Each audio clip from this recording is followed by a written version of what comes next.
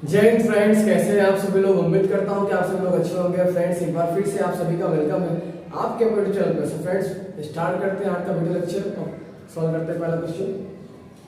देखिए, आज हम स्टैंडर्ड 9 का मैथ सब्जेक्ट के आईआईटी क्वेश्चंस करने जा रहे हैं, जो कि अक्सर इन एग्जाम के अंदर पूछे जाते हैं। तो ये काफी इंपॉर्टेंट क्वेश्चंस है, मैंने पहले ही सॉल्व करके रखा है ताकि वीडियो अपना लंबा ना हो। तो फ्रेंड्स, देखते हैं पहला क्वेश्चन है हमारा, find the value of 2 raise to 2/3 into 2 raise to 1/3। देखिए, यहाँ पे ये दोनों कोएफिशिएंट सेम है, ओके, और बीच में मल्टीप्लिकेशन है। तो जब दोनों कोएफिशिएंट सेम होते हैं और बीच में मल्टीप्लाई होता है तो उनके पावर को हम प्लस कर देते हैं। तो मैंने वही किया यहाँ पे, मैंने 2 सिर्फ एक बार लिख दिया यहाँ पे, उसके बाद 2/3 यहाँ पे लेना है, फिर प्लस करना है, 1/3 लिख देना है। अब 2/3 प्लस 1/3 इसका हम एलसीएम निकालेंगे, ठीक है। तो कुछ इस तरह से आएगा, तो ऊपर आएगा आपका 2 + 1/3, इस तरह से आएगा। फिर आप 2 + 1 करेंगे तो आपका हो जाएगा 3/3 आ गया। अब 3/3 को ऊपर नीचे, जब डिनोमिनेटर और न्यूमरेटर सेम होता है तो हम क्या करते हैं, उसको कट कर देते हैं। तो 3 × 3, ऊपर नीचे कट हो गया, बचा 2 का पावर सिर्फ 1। 2 का पावर 1 कभी लिखते नहीं है, सिर्फ 2 लिखते हैं। तो हमारा आंसर क्या आ गया, सिर्फ 2 आ गया। क्वेश्चन नंबर 2 देखते हैं। इसमें आपको एक्सपांड करना है, 3x - 2 3x - 6, ओके। तो इन दोनों को मल्टीप्लाई करना, मल्टीप्लाई करेंगे तो आपका एक्सपांड निकल आएगा इसके अंदर। तो 3x - 2 है, 3x - 6 है, जो आपका सेकंड फैक्टर है, उसका आप 2 बार लिख देंगे। मैंने 2 बार लिख दिया, 3x - 6 और 3x - 6, इसको आप पहले 2 बार लिख देंगे। उसके बाद में आपको 3x - 2 में से आपका जो पहला वाला ये टर्म है 3x, वो आपको फर्स्ट वाले फैक्टर के आगे लिखना है, 3x, ओके। फिर ये -2 आपको यहाँ लिख देना है। उसके बाद में आपको इसको मल्टीप्लाई करना है इससे, तो 3 × 3 = 9, x का मल्टीप्लाई होगा x से, ठीक है। तो इसका पावर 1 है, इसका पावर 1 है। जब दोनों कोएफिशिएंट सेम होते हैं तो ऊपर में जो पावर होते हैं वो प्लस हो जाते हैं। तो 1 + 1 2 आ गया, यानी कि 9x² हो जाएगा। फिर ये प्लस है और ये माइनस है, जब भी साइन डिफरेंट होंगे तो साइन हमेशा माइनस का आएगा मल्टीप्लाई करने के टाइम पे। तो प्लस माइनस माइनस हो गया। अभी 6 का हमने मल्टीप्लाई किया 3 से, तो 6 × 3 = 18, x अकेला था, साथ में x भी आ गया, तो 18x हो गया। ये माइनस ये प्लस डिफरेंट साइन चेंज है तो आपका माइनस आ जाएगा, 3 × 2 = 6 हो गया, साथ में x है, x भी आ गया, ओके। ये माइनस है, ये माइनस है, जब भी साइन सेम होंगे तो प्लस करेंगे, तो माइनस माइनस प्लस हो गया। अभी इसका इससे आपने मल्टीप्लाई कर दिया, 6 × 2 = 12, तो यहाँ पे आपका 12 आ गया। अब देखिए, 9x² जैसा कोई दूसरा टर्म नहीं है, तो हम उसको ऐसे का ऐसा ही लिख देंगे, ठीक है। 18x जैसा एक टर्म, और ये यहाँ पे 6x, यहाँ भी x है, यहाँ भी x है। इन दोनों टर्म को बोलते हैं लाइक टर्म, और ये अनलाइक टर्म है, क्योंकि 9x² जैसा कोई दूसरा टर्म नहीं है इसके लिए। तो 18x और -6x, देखिए यहाँ माइनस है, यहाँ माइनस है। जब दोनों ही साइन सेम होते हैं, ठीक है, यहाँ मल्टीप्लाई नहीं कर रहे, ध्यान देना। तो जब दोनों ही साइन सेम होंगे तो हम क्या करेंगे, दोनों को हम प्लस कर देंगे। तो 18 को प्लस करेंगे 6 से, तो का आंसर कितना आएगा, 24 आएगा। इन दोनों के साथ में x है तो x भी आ जाएगा। अभी देखिए, ये माइनस है, ये भी माइनस है। अभी 18 और 6 के अंदर बड़ा नंबर कौन सा है, 18 है। 18 का साइन कौन सा, माइनस है, तो आपको माइनस का साइन लगा देना है, ठीक है। तो -24x आ गया, ये आपका +12 है, +12 हो गया। तो ये आपका आंसर आ गया 9x² - 24x + 12। क्वेश्चन नंबर 3 आपका 49x² - 42x + 9। इसमें देखिए, ये जो आपका एक्सपांड पहले से दिया हुआ है, इसको आपको फैक्टर करना है, ओके। फैक्टर करना है मतलब कि इस तरह के फॉर्मूले को लेकर के आना है, ओके। तो ये जो आपका यहाँ पे क्वेश्चन दिया हुआ है, कुछ इस तरह से दिया हुआ है। ये आपका a का स्क्वायर है, ये आपका 2ab का मल्टीप्लिकेशन है, और ये आपका आखिरी वाला b²। देखिए, क्योंकि 49 किसका स्क्वायर है, 7 का, और ये 9 किसका स्क्वायर है, 3 का, ओके। तो आपको इस फॉर्म में दिया हुआ है, तो आपको इस फॉर्म में चेंज करना है, क्योंकि इसका फॉर्मूला होता है a² - 2ab + b² = a - b² होता है, ओके। तो हम क्या करेंगे, इसी फॉर्मूले के अंदर इसको सेट कर देंगे।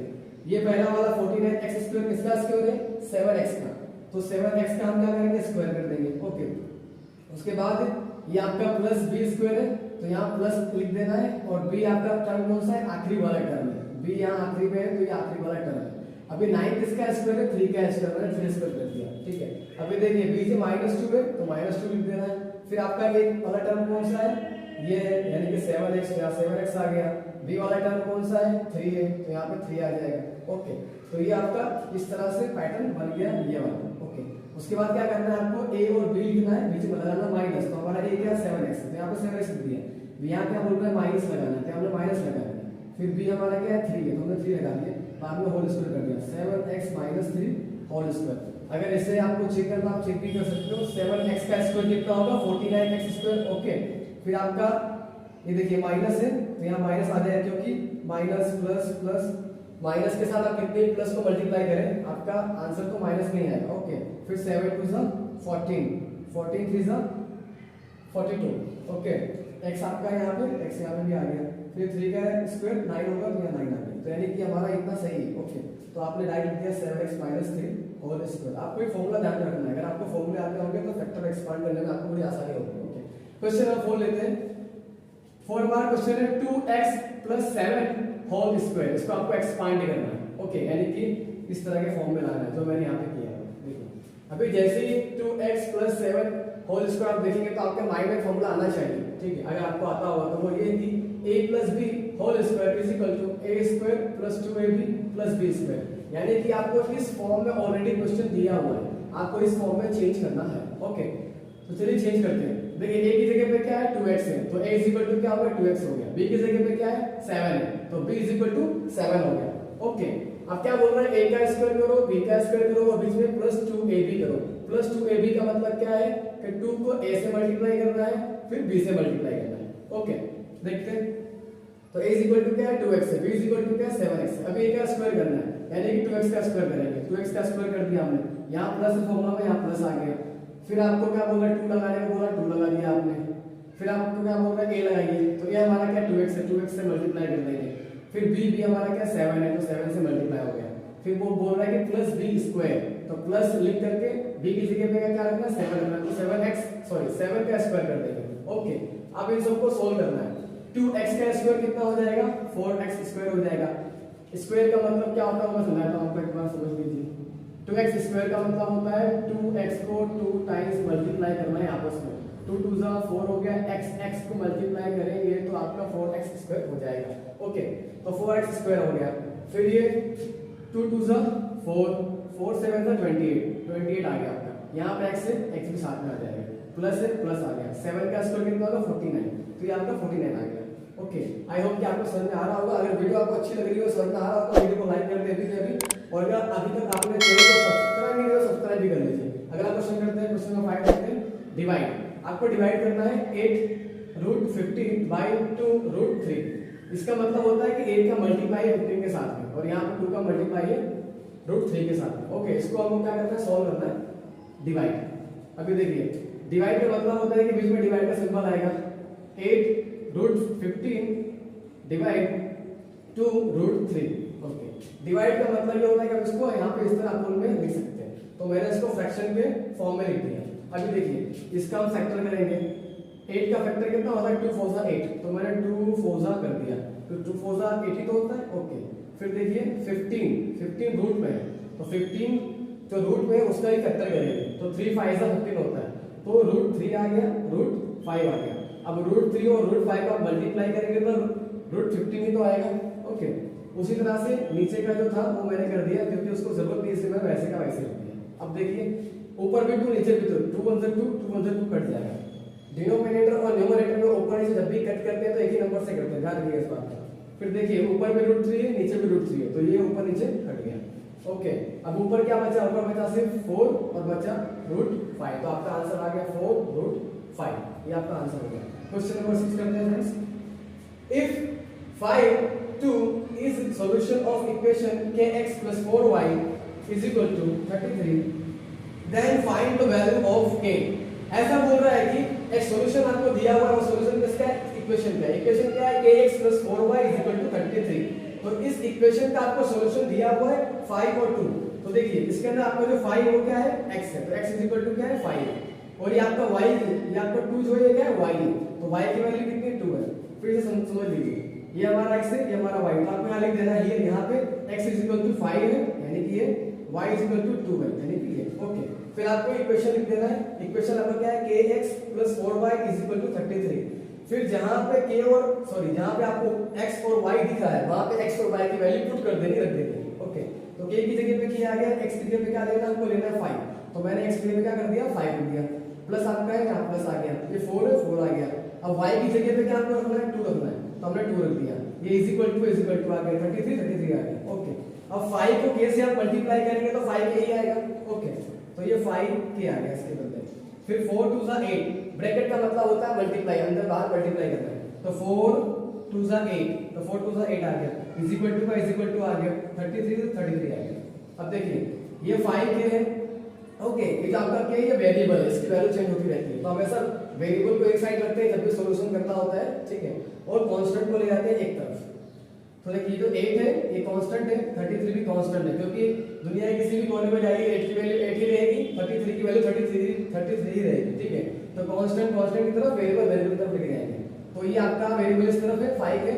यहाँ पे जो आपका प्लस 8 था ये उठ करके यहाँ से उधर चला गया, तो जब भी इज इक्वल टू के इस तरफ या उस तरफ नंबर जाते हैं वो अगर प्लस या माइनस में है तो उनका साइन हो जाएगा चेंज, यहाँ प्लस 8 था वहां आ गया माइनस 8 हो गया। ओके, तो 5 का 5 के आ गया। अब 33 माइनस 8 करेंगे तो आपको 25 मिलेगा। ओके, अब देखिए 5 के इज इक्वल टू 25 बचा आपका। अब ये जो आपका k है, तो k के बगल में 5 है ना, तो 5 का k से मल्टीप्लाई है। ओके, तो जब किसी नंबर का आपस में मल्टीप्लिकेशन होता है किसी भी वेरिएबल के साथ में, तो जब इज इक्वल टू के उस तरफ जाता है तो यहाँ था मल्टीप्लाई, वहां का होगा डिवाइड, यहाँ ऊपर था वहां जाएगा नीचे। देखिए तो k इज इक्वल टू क्या बचा 25, ये बीच में आपका अपोन आ गया, 5 चला गया नीचे, यहाँ था मल्टीप्लाई में, यहाँ हो गया डिवाइड, ठीक है, और ये चला गया नीचे, तो 25 ऊपर है 5 नीचे है। तो देखिए 5 5 से 25, 5 के टेबल में 25 आता है, तो 5 5 से 25 कट गया आपका, ठीक है। तो एक k की वैल्यू कितनी आई, k इज इक्वल टू 5, यानी कि की वैल्यू कितनी मिल गई हमको 5 मिल गई। ये आपका फाइनल आंसर होगा। अब देखते हैं question number 7, express following equation in standard form. आपको पहले से इक्वेशन दिया हुआ है, उसको स्टैंडर्ड फॉर्म में लिखना है। ओके, बहुत इजी क्वेश्चन है आपका। पहला क्वेश्चन है इसके अंदर a is equal to b, तो मैंने आपको अभी बताया कि वेरिएबल को ले जाओ वेरिएबल की तरफ और कांस्टेंट को ले जाओ कांस्टेंट की तरफ। ओके, तो ये वेरिएबल है। ओके, वेरिएबल वो होता है जिसकी वैल्यू चेंज होती रहती है। ओके, आपने देखा होगा x की वैल्यू कभी 2 रहती है, कभी 10 रहती है, कभी 20 रहती है, उस तरह a b की वैल्यू भी चेंज होती रहती है। तो a और b क्या हमारा वेरिएबल है, a यहाँ पे b को इज इक्वल टू के उस तरफ था, राइट साइड था, इस तरफ लेके आया तो साइन चेंज हो गया, a माइनस b हो गया। अब इज इक्वल टू के उस तरफ कुछ बचा ही नहीं, तो वहां बचेगा 0। ओके, तो a minus b is equal to 0, ये आपका फाइनल आंसर हो गया, ये आपका स्टैंडर्ड फॉर्म में चेंज हो गया ये इक्वेशन। ओके, क्वेश्चन नंबर 2 लेते हैं 7 का, y is equal to 10x minus 10। Okay, तो देखिए ये वेरिएबल है तो हम उसको ले जाएंगे उस तरफ, तो यहाँ बचेगा 0 is equal to 10x minus 10 पहले से था, हमने उसको सेम टू सेम नीचे उतार लिया है। अब y क्योंकि अपना प्लेस चेंज कर रहा है, इज इक्वल टू उस तरफ जा रहा है, इसलिए यहाँ प्लस था, इधर आ गया तो माइनस हो गया, ये हो गया माइनस y। ओके, अब देखिए आप इसको चाहे तो इस तरह से लिख सकते हैं। मैंने क्या किया, 10x को 10x की जगह पर रख दिया, माइनस 10 को y के बाद ले गया, ठीक है, और माइनस y को पहले लेके आया, तो 10x minus y minus 10 is equal to 0 यहाँ पे 0 रख दिया। आपको आखिर में 0 रखना है, इसका ख्याल रखना है। तो ये आपका स्टैंडर्ड फॉर्म हो गया। ओके, ये आपका आंसर आ गया। अभी क्वेश्चन नंबर 8 देखते हैं, right Euclid's postulate 1 and 3। Postulate आपको 1 और 3 लिखना है। ओके, पोस्टुलेट पहला क्या बोलता है, a straight line may be drawn from any point to any other point. A straight line मतलब सीधी लाइन, सीधी रेखा। ओके, मे बी ड्रॉन मतलब कि बनाई जा सकती है, खींची जा सकती है, फ्रॉम एनी पॉइंट, किसी एक पॉइंट से दूसरे पॉइंट पे। ठीक है, मान लीजिए मैं इसको समझाता हूँ, मान लीजिए कि एक पॉइंट है ये वाला, एनी अदर पॉइंट मतलब कि ये वाला पॉइंट है, तो इस पॉइंट से लेके इस पॉइंट तक एक स्ट्रेट लाइन हम ड्रॉ कर सकते हैं, प्रोड्यूस कर सकते हैं, तो बन गया हमारा स्ट्रेट लाइन। ओके, अगर ये लाइन होगी तो क्या स्ट्रेट होगी? नहीं, ये स्ट्रेट लाइन नहीं। ओके, ये आपकी स्ट्रेट लाइन, भले ही चाहे वो स्लैंट हो, चाहे वो एकदम हॉरिजॉन्टल हो या वर्टिकल हो, वो आपकी स्ट्रेट लाइन कहलाएगी। ओके, तो ये आपका पहला वाला हो गया। आई पोस्टुलेट 3 देखते हैं, a circle can be drawn with any centre and any radius. एक सर्कल मतलब कि वृत्त ड्रॉ किया जा सकता है किसी भी सेंटर से और किसी भी रेडियस से। मान लीजिए कि मैंने ये सेंटर ले लिया, ओके, और मैंने कोई भी रेडियस ले ली, मान लीजिए कि मैंने कंपास के ऊपर 2 सेंटीमीटर का रेडियस ले लिया। ओके, मैं इस पे खड़ा होकर के मैंने यहाँ घुमा दिया पूरा, तो अब क्या बन गया? आपका सर्कल बन गया। आप करेंगे तो अच्छी तरह बनेगा, मेरे पास तो है नहीं, मैं ऐसे कर रहा हूँ। तो आपका एक सेंटर और रेडियस आपने कोई भी लिया और आपने आर्क मारा पूरा है तो बन गया आपका सर्कल। बस यही कहना चाहता है, पोस्टुलेट आपका 3। अभी क्वेश्चन 9 देखते हैं। Find the solution of equation 4x - 40 and specify Euclid's axioms used in it. आपको यहाँ पे क्या करना है, सॉल्यूशन निकालना है एक इक्वेशन का। इक्वेशन क्या है, 4x - 40 and specify Euclid's axioms. अब इस इक्वेशन के अंदर कौन सा एक्सियम यूज हुआ है यूक्लिड का, उसको आपको बताना है, स्पेसिफाई करना है। ओके, तो पहले इसको सॉल्व कर लेते हैं। तो 4x = 40 है हमारा, 4x = 40 यहाँ पे आ जाएगा। देखिए x रहेगा किस तरफ, 4 को ले जाएंगे उस तरफ, ठीक है। तो 4x यहाँ 4 × x था, उधर जाएगा डिवाइड हो जाएगा, ठीक है। तो 40 को डिवाइड करेंगे 4 से, तो 40 को डिवाइड करेंगे 4 से कितना आएगा, 10 आएगा। 4 × 10 = 40, 10 आएगा। तो x की वैल्यू कितनी आई, 10 आई। अभी देखिए यहाँ पे कितना है, 4 है, यहाँ पे कितना है, 40 है। ऐसा भी हो सकता है कि एग्जाम में यहाँ पे 3 हो और यहाँ पे 30 हो, या फिर यहाँ पे 2 हो, यहाँ पे 20 हो। तो जब भी इस तरह के क्वेश्चंस आएंगे तो समझ जाना कि उसके अंदर एक्सियम 7 का इस्तेमाल किया गया है। फ्रेंड्स, हमारा क्वेश्चन 10 है, in triangle ABC, AB = AC, if angle A = 50, then find angle B and angle C। हमको एक ट्रायंगल दिया हुआ है, इस ट्रायंगल का नाम क्या है, ट्रायंगल ABC। मैंने यहाँ पे ड्रॉ कर दिया ट्रायंगल जिसके अंदर साइड AB और साइड AC, यानी कि AB वाली साइड और AC साइड आपस में कैसी इक्वल है, इक्वल है। तो मैंने यहाँ पे ऐसा साइन लगा दिया, ठीक है, यानी कि AB = AC। तो आपको पता होगा कि जब भी आमने सामने की दो साइड यानी कि अपोजिट साइड आपस में इक्वल होती है, बराबर होती है, ठीक है, तो उसके सामने के जो अपोजिट एंगल्स होते हैं, मतलब कि सामने वाले एंगल्स, वो आपस में कैसे होते हैं, इक्वल होते हैं। यानी कि AB साइड के सामने कौन सा एंगल है, C एंगल है। ओके, AC साइड के सामने कौन सा एंगल है, B एंगल है। जब ये दोनों साइड आमने सामने है और इक्वल है, तो इनके सामने के जो एंगल है B और C, ये भी आपके सामने है, तो कैसे है, इक्वल है, ठीक है। वही यहाँ पे कहा है, देखिए here AB = AC, AB = AC है, इसलिए therefore angle B = angle C। तो एंगल B = एंगल C होगा, यानी कि एंगल B और एंगल C बराबर होंगे, क्योंकि angles opposite to equal side, ठीक है। क्योंकि अपोजिट जो साइड्स अगर इक्वल होती है तो उनके अपोजिट एंगल भी कैसे होते हैं, इक्वल होते हैं। ये आपका थ्योरम है, नियम आपका। अब देखिए, अब आपको क्या करना है कि B और C तो आपको मिल गए कि इक्वल है, और आपको A का वैल्यू दिया हुआ है 50 है, ठीक है। तो आपको मालूम पड़ गया कि जो B की वैल्यू मिलेगी आपको, जो B का डिग्री मिलेगा आपका एंगल का, वही C का मिलेगा, ठीक है।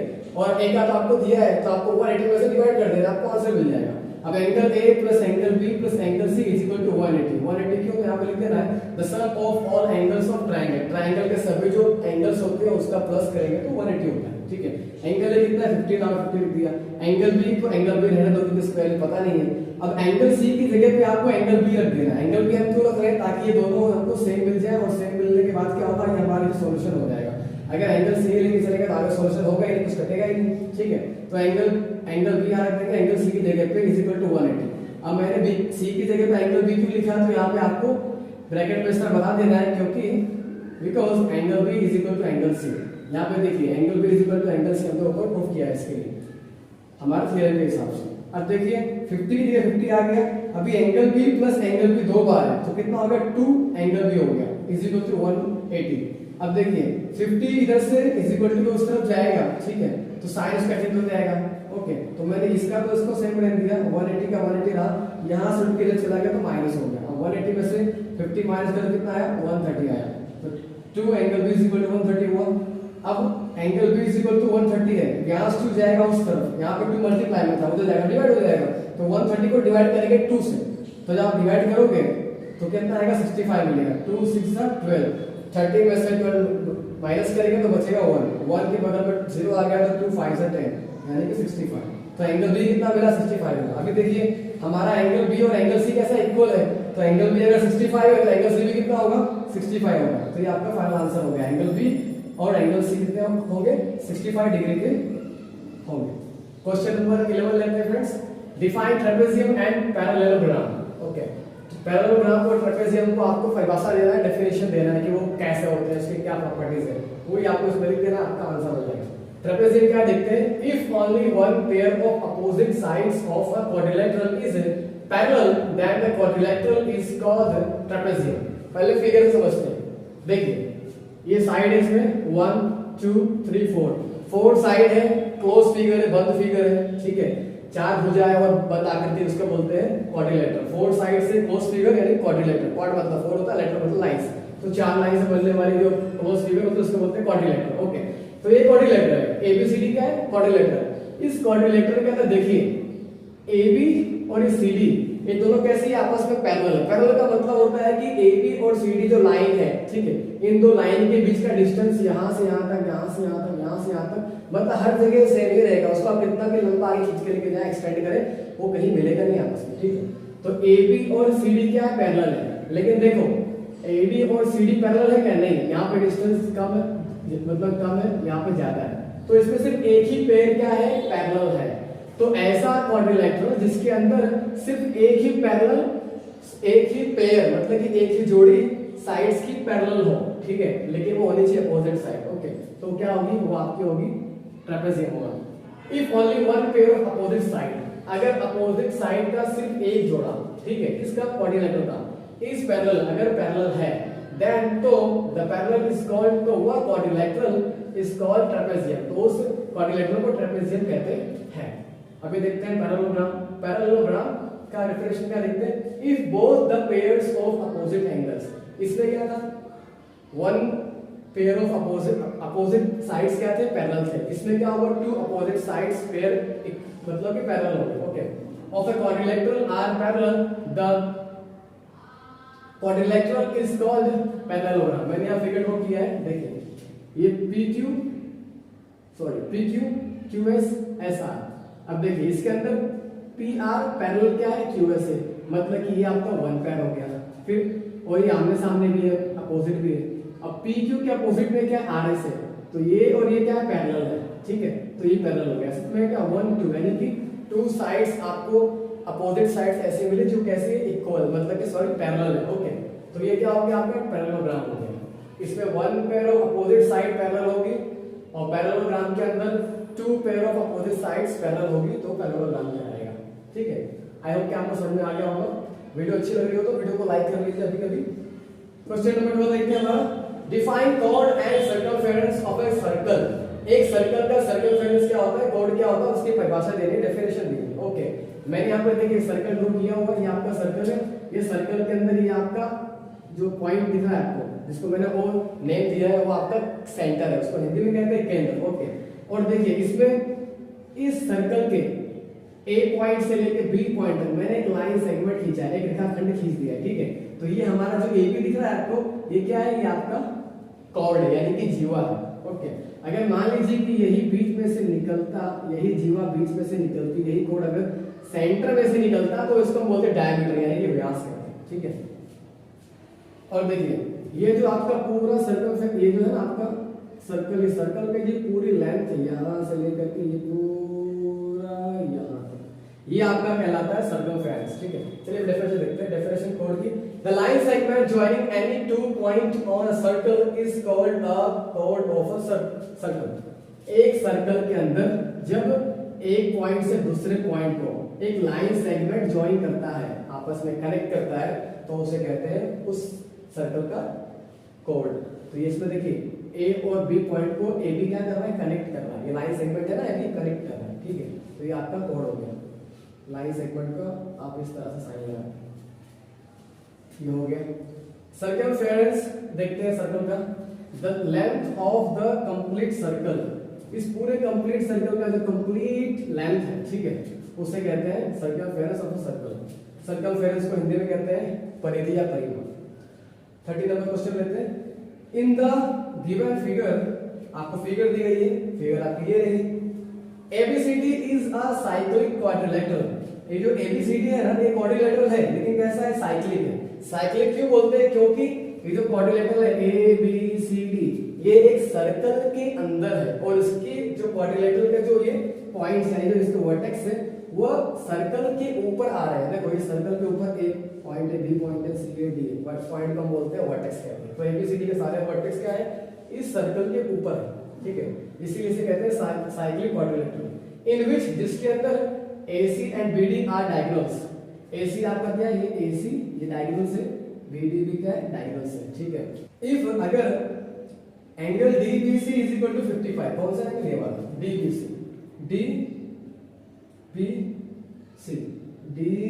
DBC यानी कि ये वाला एंगल कितना है? 55 आपको दिया हुआ है पहले से। एंड और angle BAC is equal to 45। Angle BAC यानी कि ये वाला एंगल, ये 45 दिया हुआ है। ओके, तो फाइंड आउट करो कि BCD कितना होगा। एंगल BCD क्या है देखते हैं। BCD यानी ये पूरा एंगल जो है ये BCD कितना होगा इसको पता करना, हमको पता नहीं है। ओके, तो इसमें एक चीज आप समझ लीजिए कि देखिए ये जो दिख रहा है आपको, ये वाला पार्ट ये एक ही सेगमेंट है और यहाँ वाला ये पार्ट एक ही सेगमेंट है। एक ही सेगमेंट में देखिए ये एंगल बन रहा है और ये एंगल बन रहा है, ये पूरा एंगल दिख रहा है, ये एक ही सेगमेंट का एंगल। तो एक ही सेगमेंट में जो एंगल्स होते हैं कैसे होते हैं? इक्वल होते हैं, ठीक है। और किसके अंदर? साइक्लिक क्वाड्रिलेटर के अंदर। और साइक्लिक क्वाड्रिलेटर के अंदर जो अपोजिट एंगल्स होते हैं, यानी कि ए का अपोजिट एंगल क्या है? सी है, तो ये सप्लीमेंट्री होता है, यानी कि 180 का होता है। यानी कि angle A plus angle C कितना होगा? 180 होगा। Angle B plus angle D कितना होगा? 180 होगा। ओके, यानी कि इस तरह समझ लो कि अगल बगल वाले इक्वल होते हैं और अपोजिट वाले कैसे होते हैं? 180 के होते हैं, ठीक है। चलिए इसको सॉल्व करते हैं। अब देखिए एंगल CAD और एंगल DBC। CAD कहाँ पे देखते हैं? CAD यानी कि ये वाला एंगल, ओके। और एंगल DBC यानी कि ये वाला एंगल DBC। ये एंगल और ये एंगल कैसे है? इक्वल है। क्या है? इक्वल। क्यों?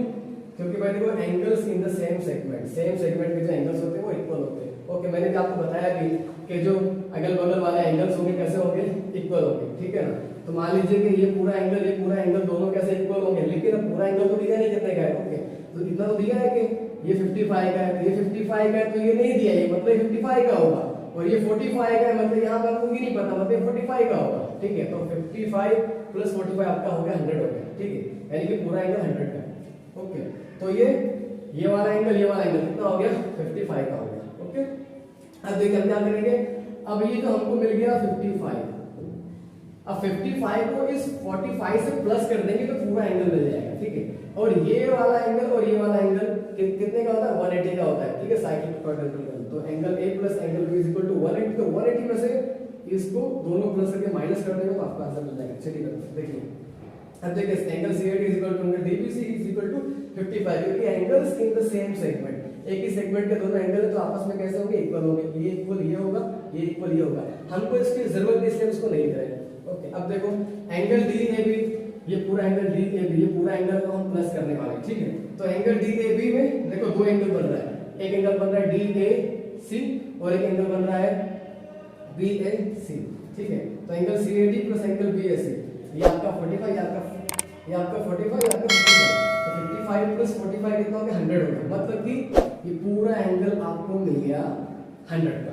ओके, अभी आपको पता है कि क्वाड्रिलेटरल साइकिल क्वाड्रिलेटर के अंदर एंगल B के सामने एंगल C है, तो ये दोनों सामने वाले जो एंगल होता है अकॉर्डिंग टू 180 के होते हैं, ठीक है। तो आपने यहाँ पे क्या किया?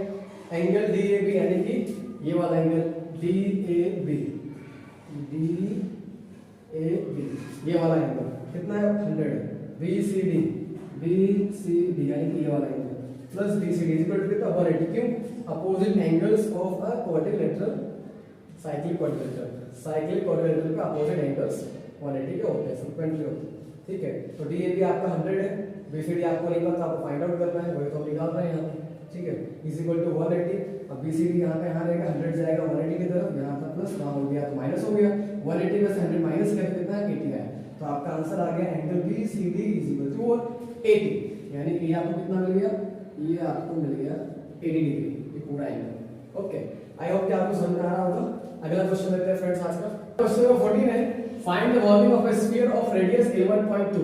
हमको वॉल्यूम निकालना है एक स्फीयर का जिसका रेडियस कितना है? 11.2 सेंटीमीटर। ओके, स्फीयर का वॉल्यूम निकालना है तो उसका फॉर्मूला क्या होता है? फॉर्मूला होता है 4/3 पाई r क्यूब। ओके, इसी में आपको वैल्यू पुट कर देना है 4/3 पाई के वैल्यू आपने लेना है 22 अगर नहीं दिया है तो, ठीक है। मल्टीप्लाई 11.2 को क्यूब करना, तो 11.2 को क्यूब करेंगे तो 3 टाइम्स को लिखना पड़ेगा इस तरह। ओके, बाद में आपने सेम का सेम वैल्यू रख दिया इधर पे। यहाँ पे 2 के पहले क्या था? पॉइंट था, एक नंबर के पहले पॉइंट था, तो मैंने क्या किया? 10 से सबके नीचे डिवाइड कर दिया, तो यहाँ से जो डेसिमल था वो हट गया। ओके, अब देखिए मैंने ऊपर से कट किया, 7 को मैंने कट किया 16 से, ओके 7 को 16 से। उसके बाद हमारा जो भी बचा है 4 इंटू 22 इंटू 16 इंटू इन सभी को मैंने क्या किया मल्टीप्लाई किया, तो आपका ये आंसर आ जाएगा। ओके अगला फ्रेंड करते हैं क्वेश्चन, अगला क्वेश्चन करते हैं फ्रेंड्स। क्वेश्चन 15 है find the surface area of a sphere of diameter 21 centimetre. एक स्फीयर है, उस स्फीयर का सरफेस एरिया निकालना है, उसका डायमीटर कितना 21 सेंटीमीटर है, ठीक है।